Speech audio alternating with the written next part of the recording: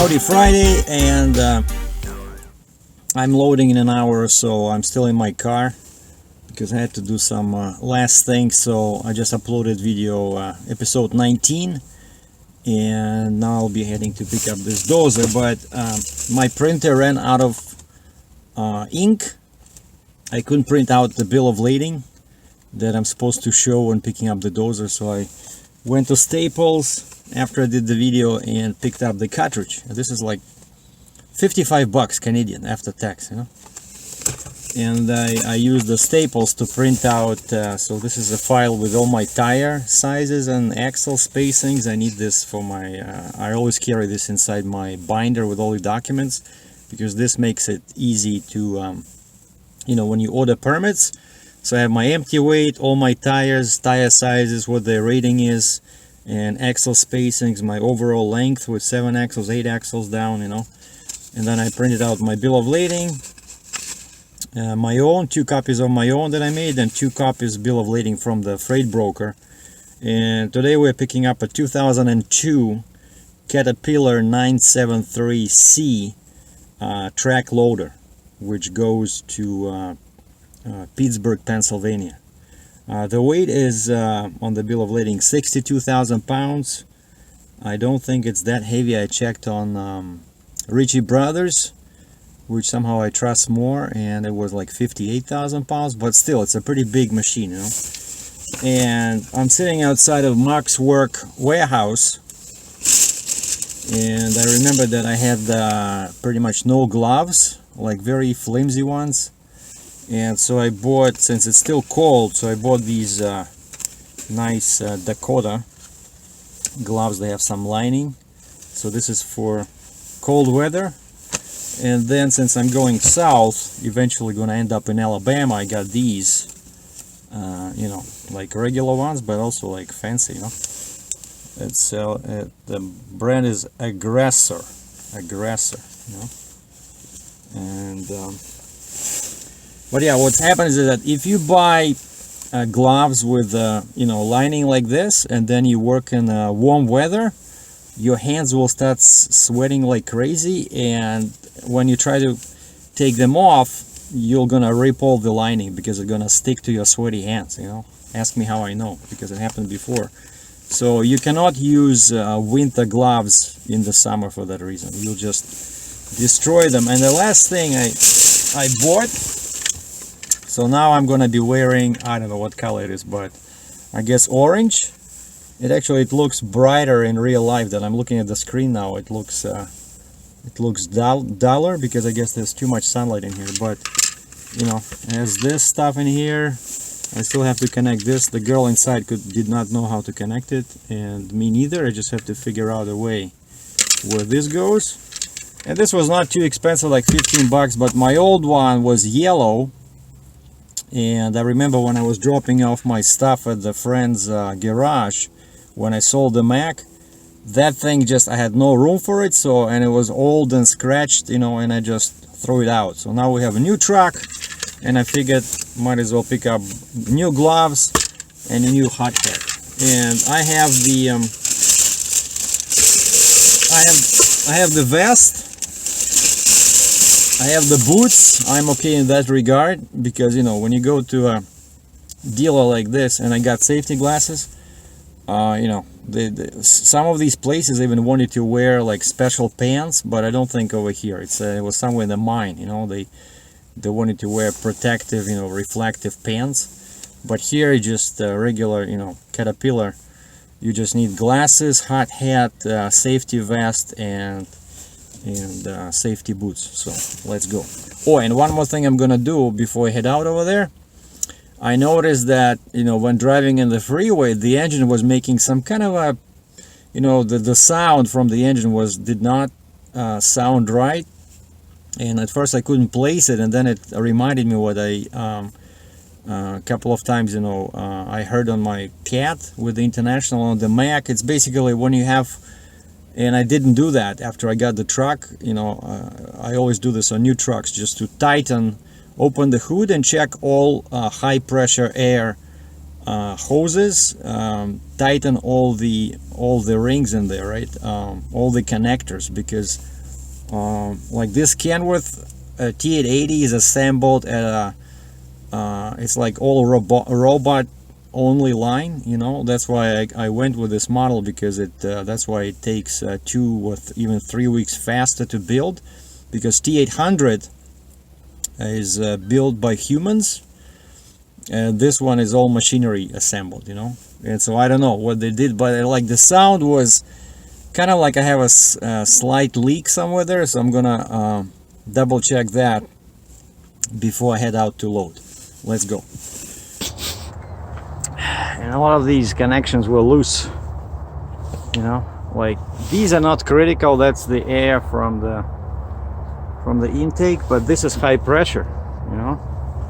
And I tighten this one at the turbo, I tighten these, and over here I don't like how it sits like this a little bit, but there's a big flange in here, so as long as this one is before this part, it's fine. But yeah, these were, I could do like 2 or 3 extra turns. This one was loose, that one was loose. Let me just try to climb there. I want to tighten the one on the very top there.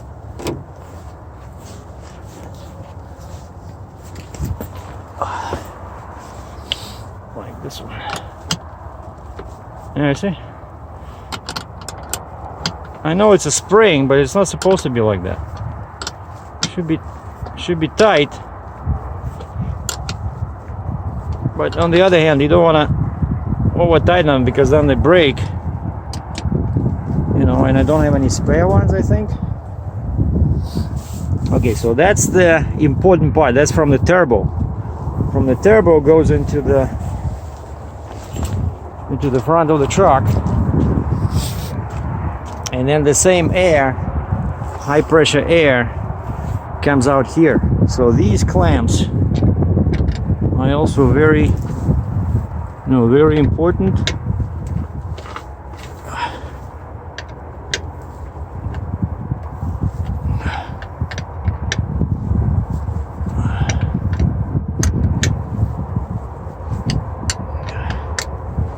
And I just forgot to do it, you know. Always good idea to check it on the brand new truck, because that's your fuel economy, that's your power.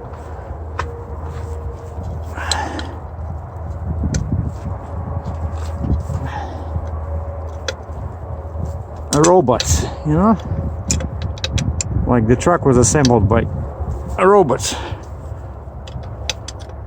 Somebody was probably the robot in charge, you know, like the robot manager went on a coffee break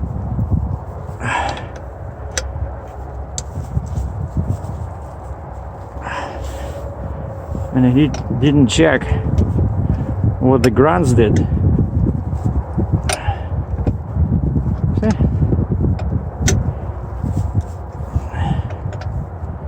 I want them to be tight.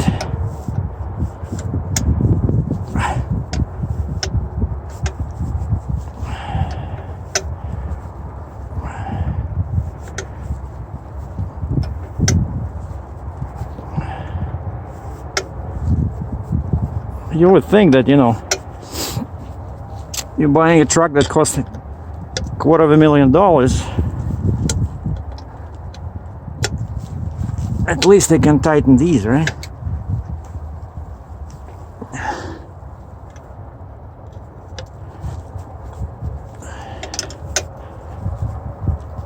Okay, and over there, so that's all sealed. See anything else I can tighten, but these, you know, they become weak after a while, and then I just replace them. But that's where you see the air comes in, right? The air comes in, goes on the turbo,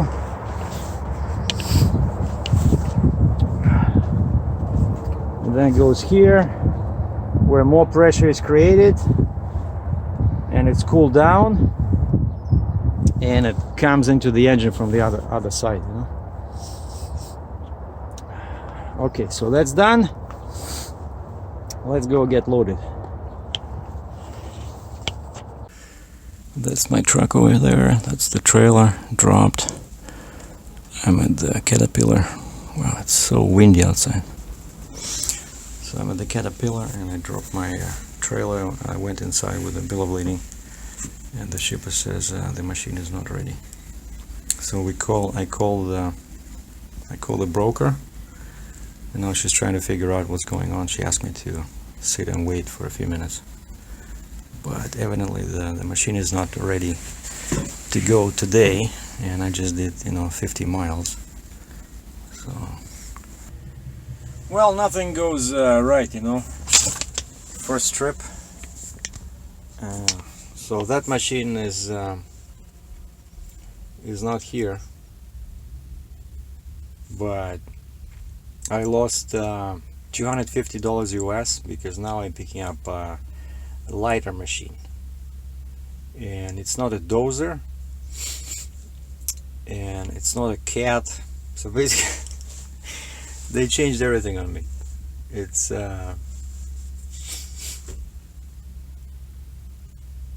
this thing over here.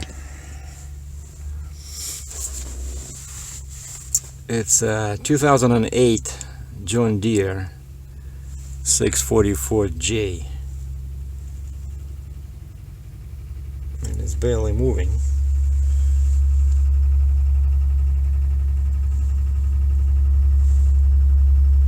And I have no idea, do they want me to, like, it's all dirty, they asked me to check it, and I checked it, and it's oh, actually he's loading. I guess they want me to go through the wash when it's on.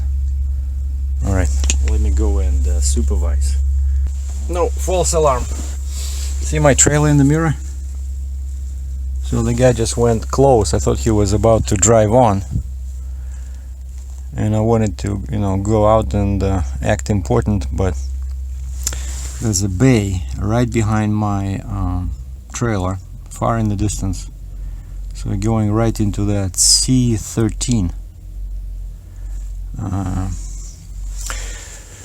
And so first of all, like I said, like first time I was so nervous about this. I'm telling you, like, when you didn't do it for 3 months, I'm thinking, okay, something will go wrong, And as you saw, a bunch of connectors were loose on the engine, and now I drove, and the sounds, the engine sounds much better, but I still feel there's a little bit, so I found the proper little wrench that I know will work, and so I just need to tighten it a little bit more. Now it's cold, I'll just wait till it's a bit warmer, but the truck pulls great, very quiet, and I got here about 11:30, and that's when they gave me the bad news, is that the machine is not here. Basically, they said it's not ready. But on the other hand, I'm glad that, because this one is 20,000 pounds lighter, even though it's oversized, like the same 10 feet wide, it's pretty much the same dimensions as that dozer, but it's much lighter, and so my permits will be cheaper, because oversize normally does not cost that much, but what really affects the fees when you have to order a permit, it's the weight. They really don't like it to be heavy, so they punish you with a наказывают рублем, they punish you with $1. But in my case, since I'm 52,000 pounds, 52 plus 40, 92. So now for sure I don't need to use my pusher axle, because that's, I can put the 60 in there, 60, 40, 12, No, that's already, I can probably even run on 2 axles in the back. So 40, 40, 12, 92. But I'll put 3 down and just maybe move the machine a little bit closer to the back. But yeah, I was a bit upset at first, because I called the broker. I said, the ship over here says that 1 hour ago they told the customer, whoever that is, that the load was pretty much canceled. It's not loading today. And I called this lady. I said, I sent you a message when I was leaving Cambridge like 1.5 hours ago, 90 minutes ago, and I said, did you receive it? She says, yeah. And I said, I sent you a message when I arrived at the shipper. Did you receive it? And she says, what's going on? I said, well, they said they called somebody an hour ago and said that the load was canceled. And I said, I'm a bit upset because I just did 50 miles for nothing, you know, like 80 kilometers, and, you know, burned fuel. And then she says, let me make some calls, you know, can you sit tight over there? I said, yeah. And so 10-15 minutes, and then they said the same destination near Pittsburgh, and they said there's another machine over here. And I asked these guys, and they said, yep, we know this wheel loader is here. And they told me where it was. So I walked over there and I looked at it, and yeah, it was I see it was dirty, like in the back, because, you know, when you load it, the bucket will be at the end of the trailer, so the rear part of the loader will be facing this way as I'm driving, right? And so, like, I'm driving this way, that's where US Customs will sit, like the booth, right? And, you know, like, see, these are so much nice. Like, these are clean. You can tell that these have been washed, but they're like, I think the dose I was supposed to pick up would be something like this, but this is what, D6. There's another big one, D8 over there. Then there's D6T. Well, actually, wait a second. These are dozers. The one I was supposed to pick up was a crawler loader, so it looks a bit different. But anyway, I did a lot of these. Another good news is that I did a lot of these wheel loaders. You know, I know how to secure them. I have lots of experience with these, and specifically this. So it's 40 or 43,000 pounds, and so it's much lighter, you know. So all I need to do is just put, like, I don't know, 4 chains, one in each corner, and then I'll put one in the middle where the articulating point is. And on these you're supposed to lock the articulation, but those pins, usually they're all rusted out, you know, and I'll see if I can unhook them. If I can, I'll just put another chain. Like, it's okay, you know, when you cannot do it, you just put an extra chain in there, and then another chain goes on the bucket, you know. Maybe I can go and drop some timbers on the back of the trailer, because that's where the bucket will sit. But, you know, it's just one strap. They gotta take off one strap, and but maybe I should do that, because I want this machine to be closer to the end of the trailer, because I'm gonna be running on 6 axles. Well, I see they're starting this. I think it's driving inside. Some guys parking next to me over here. Oh yeah, and another thing that happened is that float service. Okay, JC trailers. A lot of these guys, they use this. Now look at that. That's so awful. Like, the guy has no ramps, you know. So if you need to bring the wheels of your machine over there, actually, wait a second. There are some ramps, but it's like very weird looking. And JC Trailers, it's a local. The guy has the same setup as me, only small tires on the back. So JC, a lot of these construction guys, they buy these trailers. They're made locally. I have no idea how good they are or how expensive, but I see a lot of them specifically from when I see construction, because this guy is not a carrier like me, it's a construction company, so I guess they're renting something, you know. But anyway, this place is very cool, you know. You could sit here, and there's so much machines around, you know, and they load you. You know, you don't have to do anything. You just have to chain it, you know. But anyway, at least I'm getting something, you know. Oh yeah, so I wanted to say that another thing, that another wrench in my plans was, like, over there where you see that big 992K monster loader, there was a gate, right? And there's Highway 7 over there, and you go here and you enter through that gate. And now I turn in here, and there's a light there. And just as I'm about to make the turn, I see that everything is locked. You know, everything is chained, There's a concrete barriers over there, and there's a sign that says new entrance off Highway 7. So I had to go inside. There's like an entertainment complex in there, and my truck is so long, and I had to do like a, find a way to turn around. These guys are like really annoy me because they drive between my trailer and my truck. Instead of going this way, they drive like my trailer's over there. Or maybe I should just back to my trailer. Again, you see on the mud flap it says JC Trailers. Just like a monopoly over here.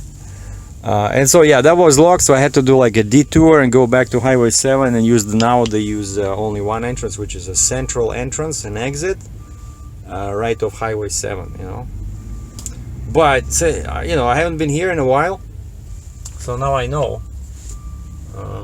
All right, so let's get loaded. I know it's very windy, lots of dirt outside. I don't know if I'll have a chance to film how the guy drives on, but once it's on, once I have the chains on, I'll have to put my flags on, my my signs, and I'll show you later. Okay. At least I got a load. At least I'm making money, even though it's less money, but it's a start, right?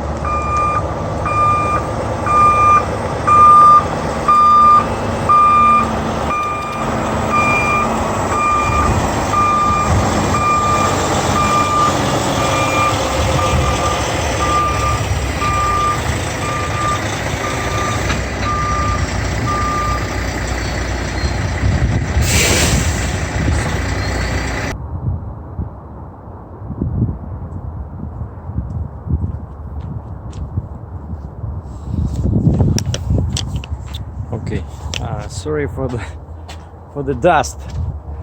And so I moved the fifth wheel again all the way here, and actually one guy left a comment about this, and he was right.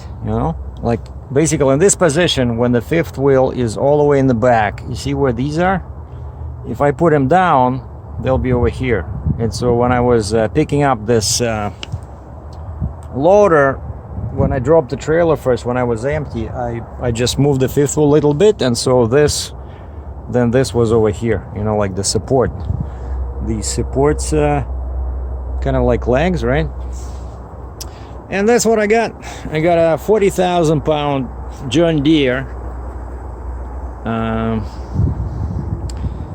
So I lost a couple of $100 because this one is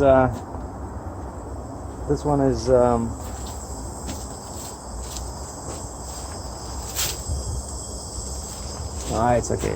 It's changing the because the last axle went up, and so now it's adjusting the pressure. But yeah, so one big bucket, and I told him it had to be washed because it was dirty, you know. And so I put the bucket like this, all the flags here, and put the chain over here around. I had to put it through that hole in there, and then 2 chains here, 2 in the front.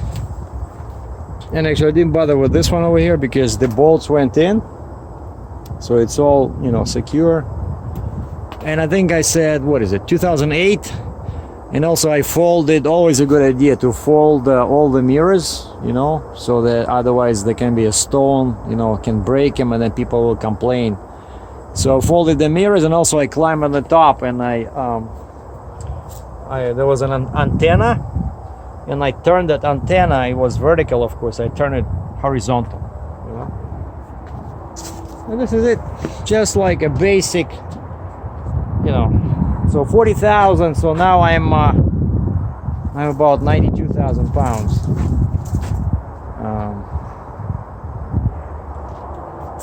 Which reminds me, that's what I'm doing now. And I scaled, right? So now we can calibrate the gauge again. Okay, so that's my weight. All right, let's see. Okay, I need this. Come on, calibration. Drive. Loaded. Do you want to into the new calibration? Yes. Okay, drives is 36120. 36120. Enter. 36120. Yes. Now trailer. Loaded. Yes. And trailer is 44760. 44760. 44760. Yep. Enter. Yes. Calibration update failed because current pressure too close to empty pressure. What are you talking about? The empty pressure was 17.9 on the trailer. Like basically I was 52,000 pounds, right? And now I'm 93. Like, what do you want from me, you know? Calibration failed. What a stupid gauge, you know? Maybe it just doesn't have enough pressure, I don't know. Okay, anyway.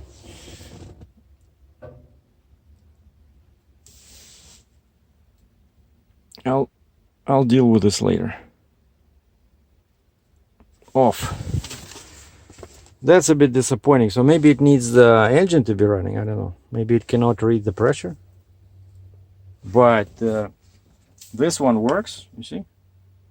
The one straight in the middle, that's my suspension load. And so now usually I know that 60 psi, and of course that's in psi. So usually 60 psi is 34,000 pounds on the drives. And you see now it's a bit more. It's almost 70, and so now I know that, see, 36. So I'll just remember. So it's over 60. But of course it's very approximate, you know. That's why I bothered with this, because this is supposed to give you a you know, like exact reading. But I'll try this again maybe when the engine is running or something, and or when I have a heavier load, you know. Oh, maybe that's why. See, like the rear thing, it was out of air. That's why it was remember when I went there, right? Okay, now I know, Yeah, because it went on that the rear axle went on the higher ground, and you heard that sound, so it was dropping air. That's why. And so of course, and I'm not running the engine, so it dropped air, and so there's very low air pressure in the suspension. Okay, that makes sense. So basically, I gotta start the engine and let it run for a few minutes till this gauge shows full pressure. It should be in that somewhere over 100, between 100 and 150, and then we'll do it again. Okay, because yeah, I don't see how I'm the same, because 44,000 on the trailer versus 17, like that's a big difference, right? But anyway, so I'm here. First load is on the deck. Like securing it was not too difficult, just few chains. But what I wasted a lot of money, a lot of time with, was the bucket. I tried like different options, and one side of the chain was loose. Like, I don't know, it took me like half an hour to secure that bucket, find the proper position for that chain. And the second thing was, of course, when you're dealing with a brand new truck and you're mounting your oversized load signs, that's when the problem starts, and I'm sorry to say, but the Mac, the bumper was the same, like the height of the bumper. Like my International was a nightmare to put that sign on, because the bumper was like, I don't know, 12 inches tall. Mac was super easy, and it had a bunch of connectors on each side. And Kenworth, there's nothing on the sides, like there's no bars like inside. When you look inside the bumper, like when I'm trying to hook up my bungee cord somewhere, there's nothing. There's just a couple of holes in the bottom of the bumper, but they're far away from the edges. And so it took me a while, I don't know, but once you do it a couple of times, then you already you get used to the truck. But yeah, so today was kind of like a test run, so I'm not too upset that I didn't do that big dozer. I'm just getting kind of like back into the mindset of working, and I'm glad that this was kind of like an easy load, relatively. And so, but now it's Friday, right? I'm not gonna deal with permits right now, because it's already 5:45. There was the traffic was very slow coming out of Toronto, but this will be my first time with a new permit service company. So I got the form on the computer, so I will need to take my binder with all the documents. I'll just tomorrow, I'll go and in the coffee shop, and I prepare everything and send it over. And I guess it's not gonna be until Monday. So that's why I came back to my yard, because I knew that, I could have gone to the border, but like, what's the point? I have everything for the broker. The freight broker sent me a new bill of lading, because now it's a different load, right? She sent me a new rate confirmation, which I still has to, I printed it out, but I have to sign it and send it back to her. I'm going to do it tomorrow. And so I have a new bill of lading, a new rate confirmation. The agreement is the same, just the rate went down a couple of $100, right? Because it's a lighter load. And she sent me my customs invoice. I have my stickers in here, right? So I'm just gonna slap the sticker on the invoice and send it to the broker, and then do my thing on the Border Connect, create my ACE manifest. And then one interesting thing, that when I loaded this, they do now everything on the phone. Like, there's no paperwork. The guy says, sign on the screen. So with my finger, I just sign on the screen my name. Boom, that's it. And then actually, I said, that's it. Like, I have all the paperwork. And he comes back like 10 minutes later. He says, oh, actually, I'm supposed to take a picture of your bill of lading. And I said, shoot, I have the bill of lading, but it's on my phone. Can I just maybe send it to you by email? And the guy says, yeah. But then I realized that the bill of lading was together with a rate confirmation. It's never a good idea to show your rate to the shipper, you know, because then the broker can be upset or the shipper can be upset. Basically, keep that information private, keep it away. And I said, okay, so give me a few minutes. I have a printer in the truck, and I just bought. In the morning, I tried to print that bill of lading for the dozer, and my printer was basically spitting out just white paper, you know. And I look at the cartridge was empty, and so I drove over to Staples and I bought a cartridge, but I didn't put it in. And so now this guy, I had to stop everything I was doing and just get in and, you know, put the cartridge in, and it took me like maybe 20 minutes to print something out, you know. So yeah, everything today, nothing went right. And like I said, even the entrance to the cat was closed. I had to, you know, go around. But finally I made it to my yard, you know. Oh, and when I was going empty on the way over there, a couple of guys were honking at me. One guy was saying, oh, you know, basically, I watch your videos. And then one guy even there, when I was loading, the guy next to me then came over and he said, hey, Mr. YouTube. I said, how are you doing? I said, fine, just doing my first load, you know. Like, so basically I met like three or four, you know, fans today. So, which is cool. Okay, anyway, so now I hardly had anything to eat. Just had some coffee and some protein bars. So now the plan is, so it's 6 o'clock. The plan is to change into good clothes and go grab something to eat. And I'm going to finish this video. And today is going to be one of those days where you guys get to see 2 videos, right? Because in the morning I created the episode 19. And now this is episode 20, load 1. Thanks for watching, everybody. Enjoy your coming weekend. And we'll continue Monday or Tuesday when I deliver this.